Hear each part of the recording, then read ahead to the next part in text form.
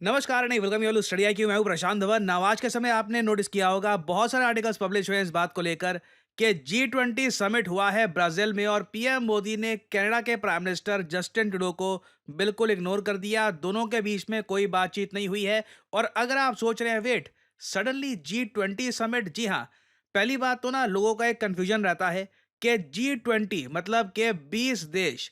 G20 में देखिए 20 देश नहीं है, 19 देश है, 19 सॉवरन कंट्रीज। जो 20th मेंबर है उसमें हम काउंट करते हैं यूरोपियन यूनियन को, अफ्रीकन यूनियन को। इस तरीके से बनता है G20, the group of 20। Now इनका समिट लास्ट टाइम आपको याद होगा 2023 में होस्ट किया था भारत ने। 2024 में यह समिट होस्ट कर रहा है ब्राजील। और पीएम मोदी ने इस समिट से रिलेटेड एक वीडियो भी पोस्ट करी है सोशल मीडिया पर। यह मैं आपको दिखाना चाहता हूं। बाय द वे, ये पीएम मोदी के 3 नेशन टूर का पार्ट है। मैंने इस पर वीडियो बनाई थी कि पीएम मोदी 3 कंट्रीज का दौरा कर रहे हैं। पहला देश नाइजीरिया, अब ये गए हैं ब्राजील में G20 समिट को अटेंड करने के लिए। फाइनली ये जाएंगे गयाना में और फिर वापस भारत में आ जाएंगे।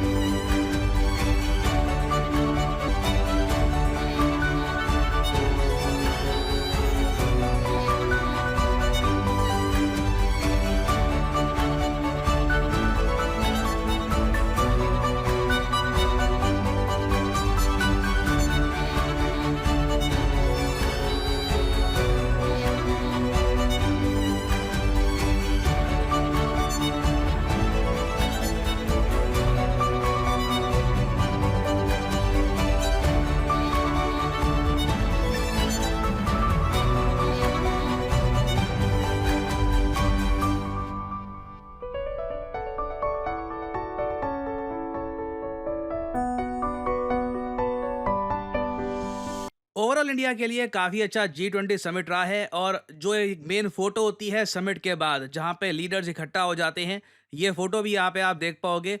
और बहुत ही रेयरली देखने को मिलता है कि जो होस्ट कंट्री है उनके लीडर, सिंस वो सामने खड़े होते हैं, अपने आसपास वो बहुत जो आसपास के इंपॉर्टेंट लीडर्स हैं उनको इकट्ठा कर देते हैं। और इस पर्टिकुलर केस में ब्राज़ील ने चूज़ किया कि ये अपने ब्रिक्स कंट्रीज के जो फेलो मेंबर्स हैं उनके लीडर्स के साथ इकट्ठा खड़ा होंगे। यहाँ पे आप देख पाओगे रामाफोसा साउथ अफ्रीका के, यहाँ पर शी जिनपिंग या मोदी जी, ये ऑफ कोर्स ब्राजील के प्रेसिडेंट। और अगर आप पूछ रहे हैं कि पुतिन कहाँ हैं, तो पुतिन ने पहले ही अनाउंस कर दिया था। मैं थोड़ा आजकल बिजी चल रहा हूँ, तो मेरे जो विदेश मंत्री हैं लावरोव, ये आ जाएंगे। तो सिंस ये विदेश मंत्री हैं, इनको काफ़ी पीछे खड़ा कर रखा था। बट यहाँ पे आपका एक ऑब्वियस क्वेश्चन ये आना चाहिए, अच्छा सब लोग दिख गए, एर्दोआन भी यहाँ पे खड़े हैं, वेरियस लीडर्स यहाँ पे आपको मिल जाएंगे, जस्टिन ट्रूडो कहाँ पे है? पीएम मोदी ने आउटराइट उनको इग्नोर कर दिया। और ना सिर्फ पीएम मोदी ने उनको इग्नोर किया है, इस फोटो में भी आप अगर देखो ना तो जस्टिन ट्रूडो आपको नहीं दिखेंगे। देखिए इंटरेस्टिंगली, कनाडा के रिलेशंस जस्टिन ट्रूडो के अंडर ना सिर्फ इंडिया के साथ, चाइना के साथ भी, कई कंट्रीज के साथ इतने खराब हो चुके हैं कि जस्टिन ट्रूडो इवन दो इस समिट में थे, बाकी लीडर से थोड़ा दूर से रहे, किसी से इतने मिले नहीं। इवन जो मीटिंग होती है, जो फोटो होती है गैदरिंग वाली, जहां पर ये मैक्रो साहब काफी खुश लग रहे हैं अर्जेंटीना के प्रेसिडेंट से बात करके, यहां पर भी जस्टिन ट्रूडो आए ही नहीं। बाद में उनकी एक अलग से मीटिंग हुई थी जहां पे वो जॉर्जिया मिलोनी और जो बाइडेन के साथ एक फोटो खिंचवा रहे थे। But overall Canada under Justin Trudeau is just ignored. Versus Bharat ने देखिए बहुत ही इंपॉर्टेंट रोल प्ले किया है इस पूरे समिट में।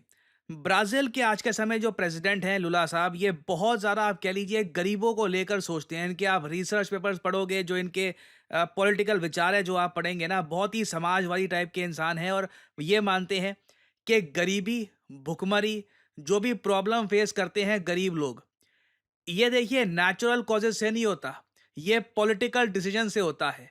और अगर पॉलिटिकल डिसीजन सही हो, वर्ल्ड लीडर्स आपस में तय कर ले कि जो भी भेदभाव होंगे, हम कहीं भी हंगर, पावर्टी बर्दाश्त नहीं करने वाले, तो दुनिया की बहुत सारी प्रॉब्लम्स जेन्युइनली रिजॉल्व हो सकती है। तो लुला डे सिल्वा के अंडर एक ग्लोबल अलायंस लॉन्च करी गई है इस समिट में। जी हाँ, इतिहास में पहली बार हुआ है कि G20 समिट में एक global alliance against hunger and poverty ये लॉन्च कर दी गई है। भुखमरी और गरीबी को मिटाने का काम करेगी ये अलायंस। और अगेन इसका आप अगर लिटरेचर पढ़ोगे कि ब्राज़ील कितना कंट्रीब्यूट करने को यहाँ पर तैयार है, ब्राज़ील बाकी जो डेवलप्ड कंट्रीज़ हैं उनसे बहुत कुछ मांग रहा है कि यहाँ पे कंट्रीब्यूट आप करिए।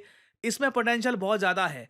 बट पर्सनली मुझे लगता नहीं है कि डोनाल्ड ट्रंप इस अलायंस को लेकर इतना ज़्यादा एक्साइटेड होंगे।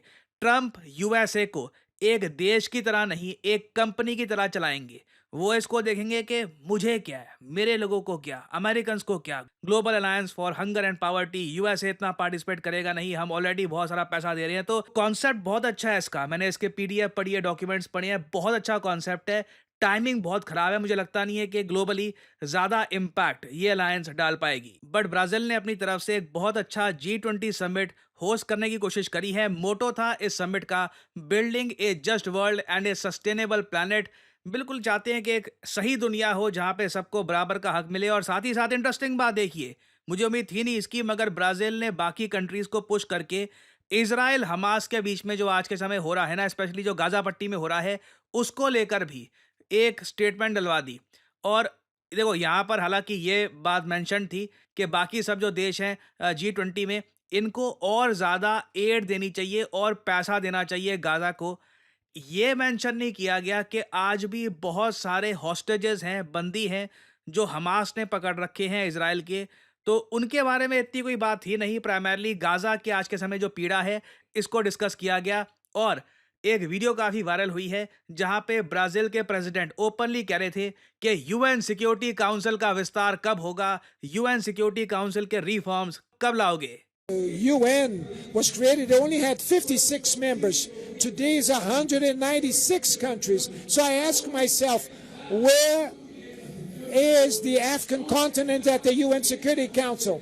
Well, the Latin American countries are represented in the UN Security Council, and the Asian countries in the UN Security Council. Only Egypt has 126 million inhabitants. Ethiopia had 150 million inhabitants. Algeria 100 millions, and South Africa plus Brazil 200 million, plus Mexico has millions of it. Germany, India. So where are these countries?